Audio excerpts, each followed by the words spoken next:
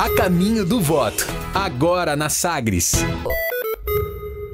Hoje, recebendo aqui no estúdio o candidato ao Senado, Luiz César Bueno, do Partido dos Trabalhadores, a cada uma dessas entrevistas com duração de 25 minutos.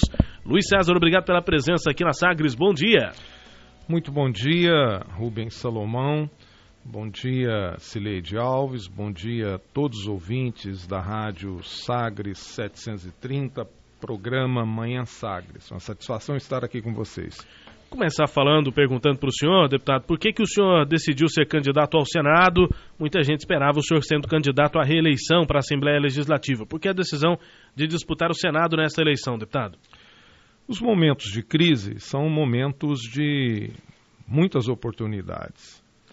Nós vivemos hoje uma crise política que transformou-se numa crise econômica, algo que gera uma grande instabilidade na política do Brasil, e percebemos na nossa caminhada, rodando esse estado, visitando os municípios do interior, tendo em vista que o meu mandato de deputado é um mandato municipalista, nós percebemos uma vontade muito grande de mudança.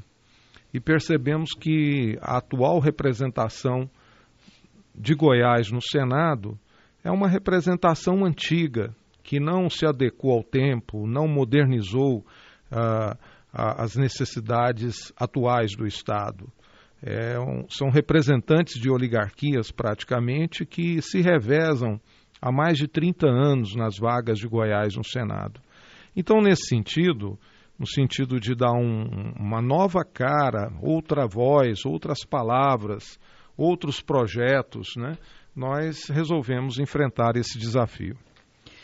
Deputado, na sua propaganda eleitoral gratuita, aqui que está no ar, o senhor fala que precisa de aposentar os atuais políticos antes que eles aposentem a população. E aí eu pergunto o seguinte, caso o senhor seja eleito, não vai ter reforma da Previdência? Eu vou trabalhar para que a reforma da Previdência não aconteça da forma que está sendo proposta.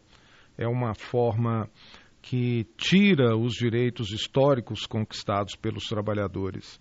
É importante ressaltar, Cileide, que existe uma crise de ajustes dentro do Estado brasileiro, mas essa crise não pode atingir a aposentadoria das pessoas.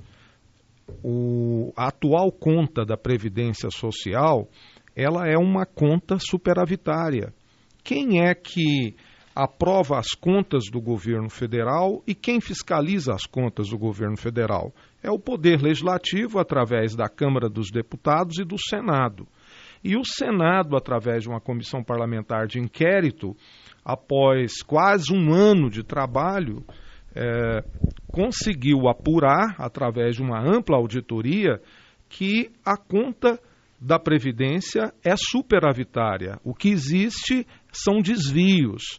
O que existe são rubricas orçamentárias que não entram dentro do pacote de recursos da Previdência e, coincidentemente, esses recursos foram destinados a grandes aglomerados econômicos do Brasil que estão em dívida com a Previdência.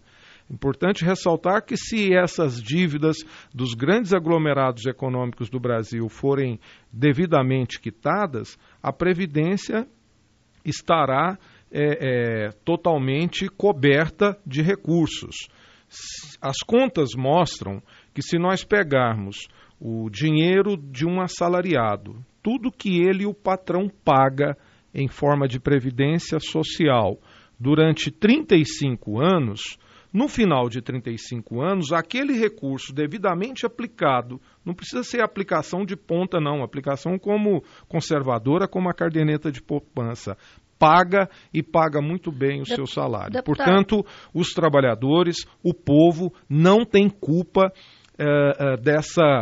desse rombo na Previdência. E eu estou pedindo para aposentar os atuais senadores, porque os atuais senadores todos se manifestaram a favor da reforma da Previdência, não acabou com o horário de verão e não fez nada para acontecer a reforma tributária. Deputado, o próprio PT já fez reforma da Previdência e diz que precisa da reforma da Previdência. Esse discurso aí de que é superavitário é um discurso que tem outros dados, né, que mostram que não é bem assim. Inclusive,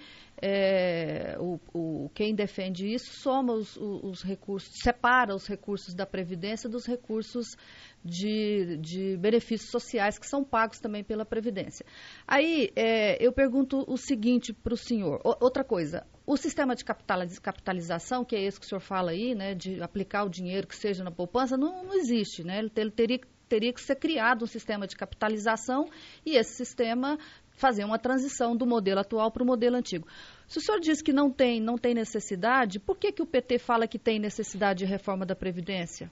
Olha, eu quero dizer que os dados e as análises que nós fazemos são análises apresentadas pela Comissão Parlamentar de Inquérito do Senado, que foi composta por representantes de todos os partidos, que chegou à conclusão unânime que existe um equívoco na análise da equipe econômica em função das rubricas orçamentárias que são utilizadas para pontuar quais são os recursos da Previdência.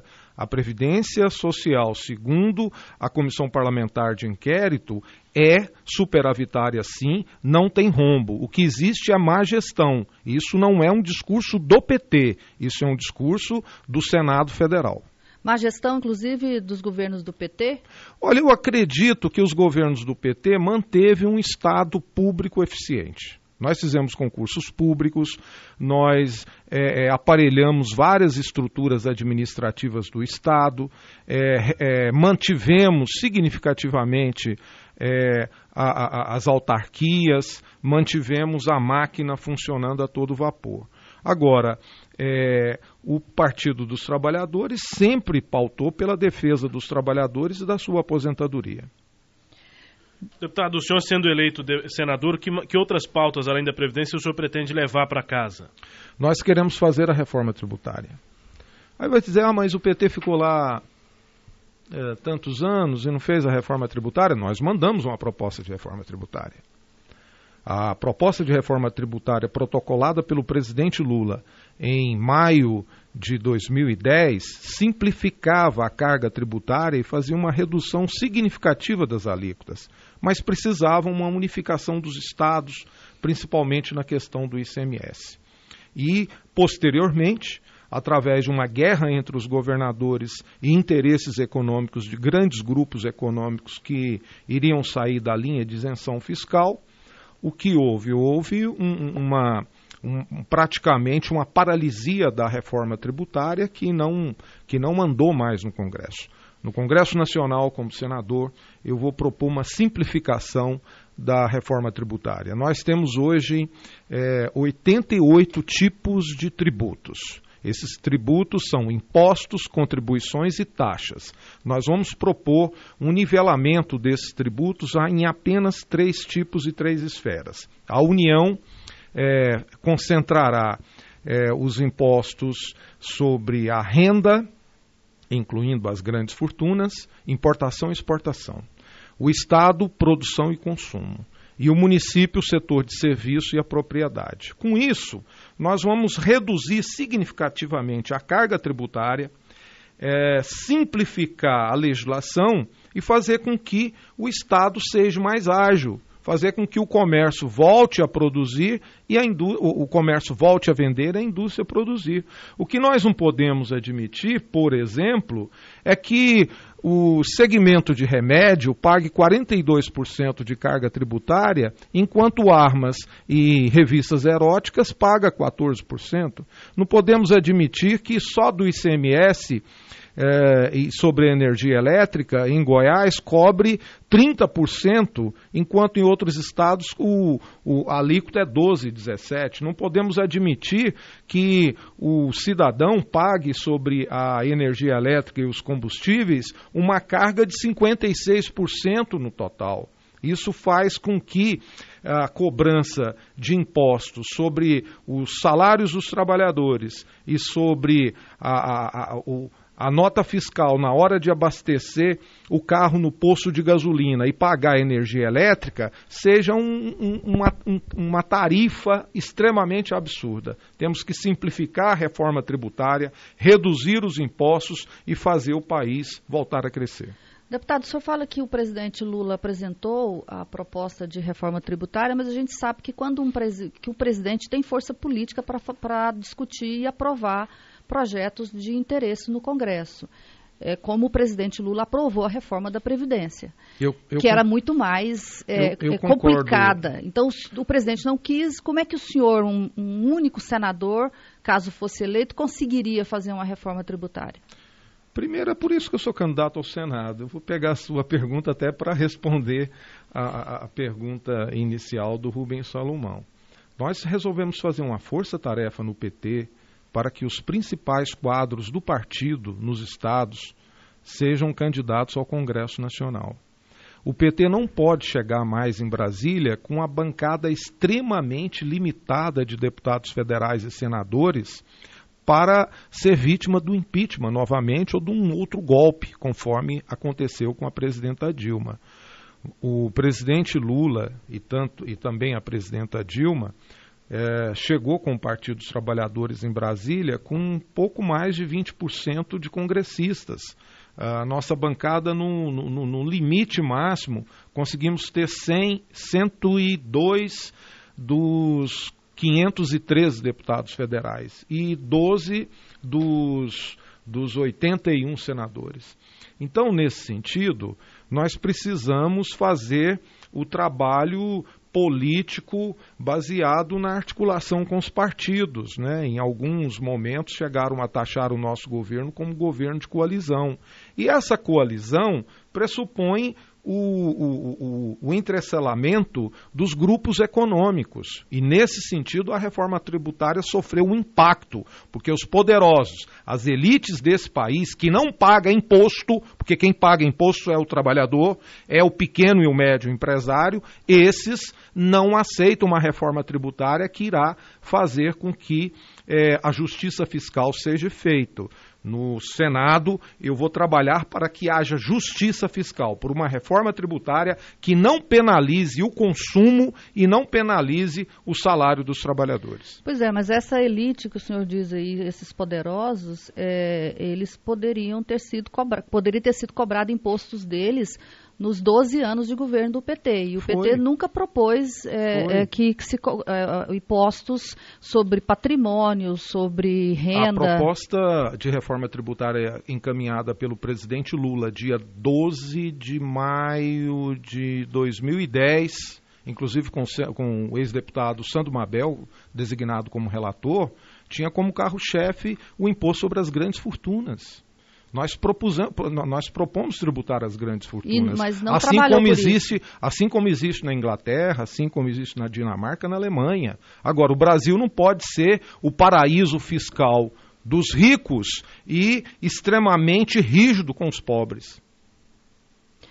Deputado, outro assunto que está muito, certamente vai voltar com força agora no Congresso Nacional no próximo ano, é a privatização das estatais. O PT tem uma posição fechada sobre isso, vai defensor da estatização de tudo, vai abrir algumas exceções? Olha, o conceito de privatização nós chamamos de concessão. Nós fizemos a concessão das rodovias federais dentro de um critério muito técnico.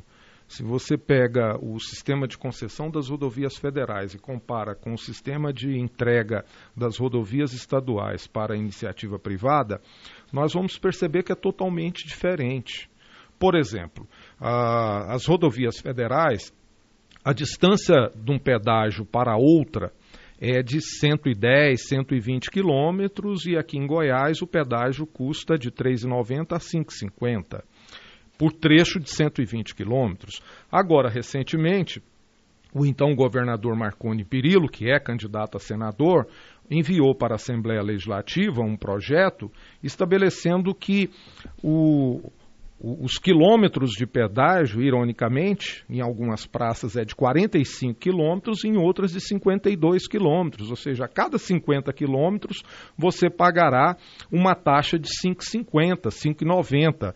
Se comparar com o pedágio do governo federal, esse sistema de pedágio existente aqui em Goiás, ele vai passar por um processo de duplicidade, ou seja, vai cobrar 2 vezes o que se cobra os pedágios do governo federal. Agora, recentemente, ouvi do senador Ronaldo Caiado que vai desprivatizar o estado de Goiás. Ué, então não é só o PT que quer garantir com que o Estado seja um Estado profissional e eficiente e tenha autonomia sobre serviços essenciais para a população.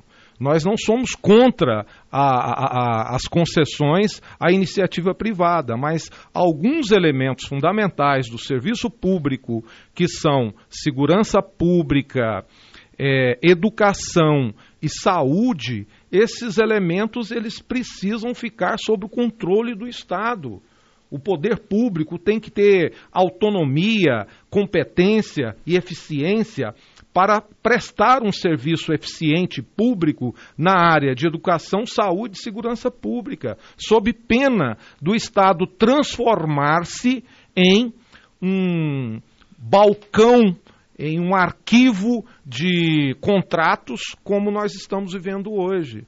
Você não discute dentro da estrutura do Estado setores da administração que precisa de adequação. Você senta com o administrador dos contratos e negocia com os processos terceirizados. O que se fez na saúde, que estão querendo fazer na educação, em diversos segmentos da estrutura pública, é a entrega total do Estado à iniciativa privada. Daqui uns dias, as delegacias de polícia serão terceirizadas, as viaturas de polícia já são terceirizadas, e oxalá se a polícia militar também não será uma polícia terceirizada. Esse tipo de Estado é ineficiente. Agora, recentemente, o governo Michel Temer, no afã de dar prosseguimento à política de privatização, está propondo a privatização da Eletrobras. Nós entendemos que você fazer a privatização de algumas subsidiárias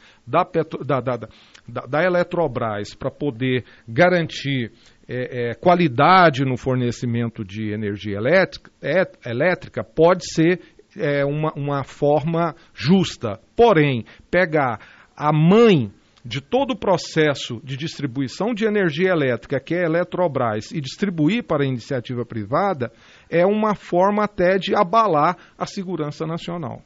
Pois é, mas então explica aí o que o senhor acha que pode ser privatizado na área de energia elétrica e o que não pode ser privatizado na área de energia elétrica. Eu acho que as concessionárias que não têm uma importância vital no desenvolvimento regional e que são deficitárias, poderia perfeitamente ser privatizadas. Não é o caso da CELG, que a CELG possui um papel de desenvolvimento regional muito importante. Agora, nós temos que entender que setores estratégicos do Estado precisam ser mantidos pelo controle do Estado. Mas quem vai querer comprar uma empresa deficitária? A CELG foi vendida como se fosse deficitária. Não, e o que o governo fez? Ela não era deficitária, ela era superavitária. Ela estava com dívidas altíssimas, não, ela só conseguiu... mas ela sempre foi superavitária. A CELG só conseguiu ir para leilão depois que renovou a concessão por 30 anos. E o governo apresentou um saldo de fluxo... aliás, de dívida fundada de quase 10 bilhões de reais. Sim, e o que o governo fez com essa dívida fundada?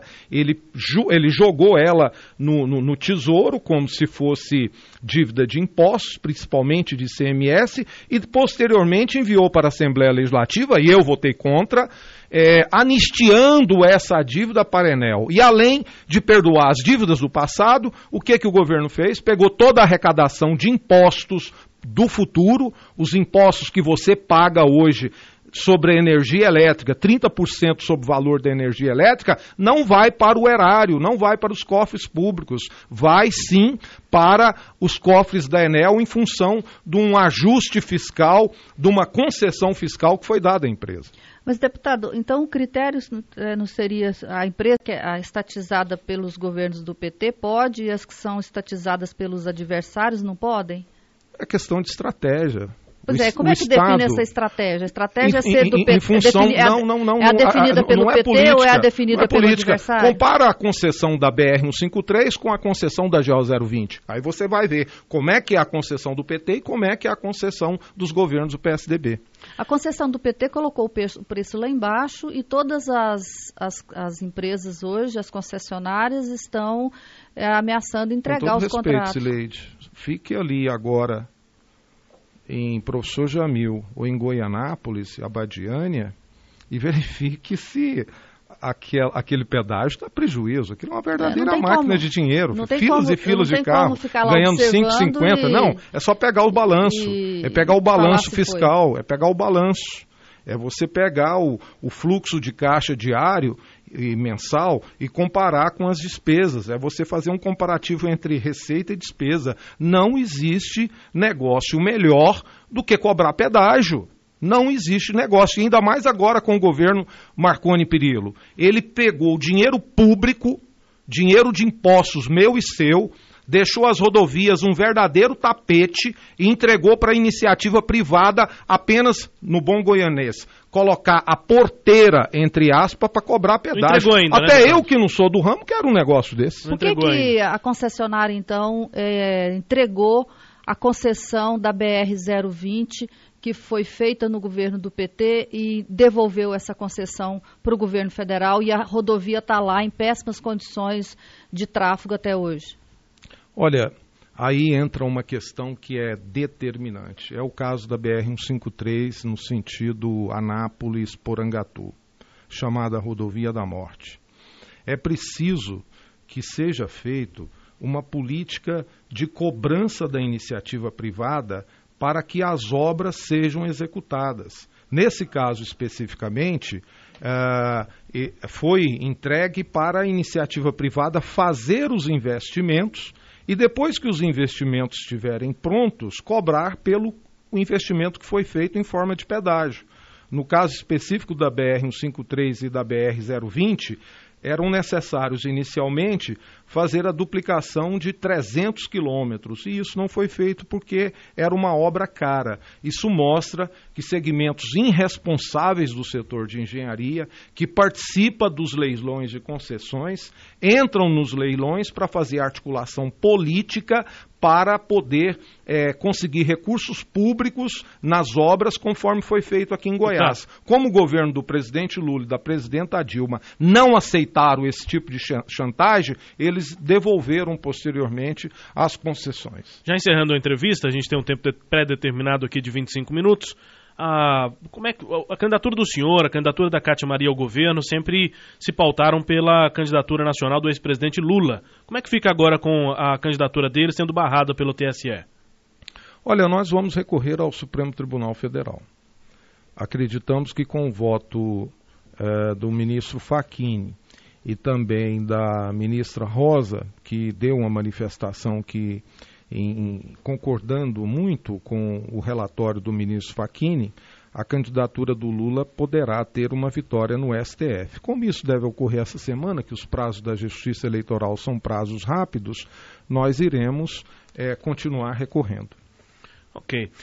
Bom, temos mais uma pergunta, Sileide. Pois é, mas o PT vai ficar fora do horário eleitoral agora, até que o Supremo julgue esse recurso.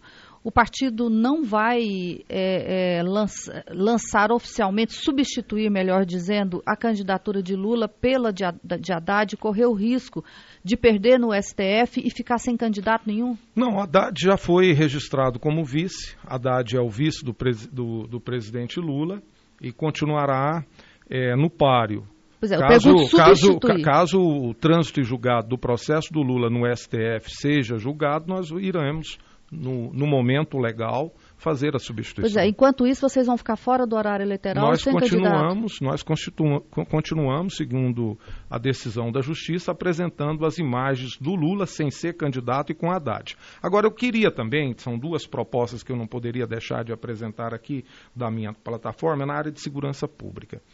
Nós queremos impedir a entrada de armas e drogas, mobilizando 119 mil homens do Exército para ser uma espécie de apoio da Polícia Rodoviária Federal para fazer a proteção de fronteiras e a proteção das nossas rodovias federais para impedir a entrada de armas e drogas em Goiás e no Brasil. Concluindo, e para fechar, eu fui o deputado que trabalhou muito para acabar com o horário de verão em Goiás e, como senador, está dentro das nossas bandeiras continuar a luta pelo fim do horário de verão. Deputado estadual, candidato do PT ao Senado, Luiz César Bueno. Deputado, obrigado pela presença aqui na Sagres. Bom dia. Muito bom dia a todos vocês, bom dia Rubens Salomão, Cileide Alves, a todos os ouvintes da Rádio Sagres, e peço a todos vocês que analisem as nossas propostas, confira com as dos outros candidatos e traga-os de volta para Goiás, porque senão você vai ficar sem a sua aposentadoria.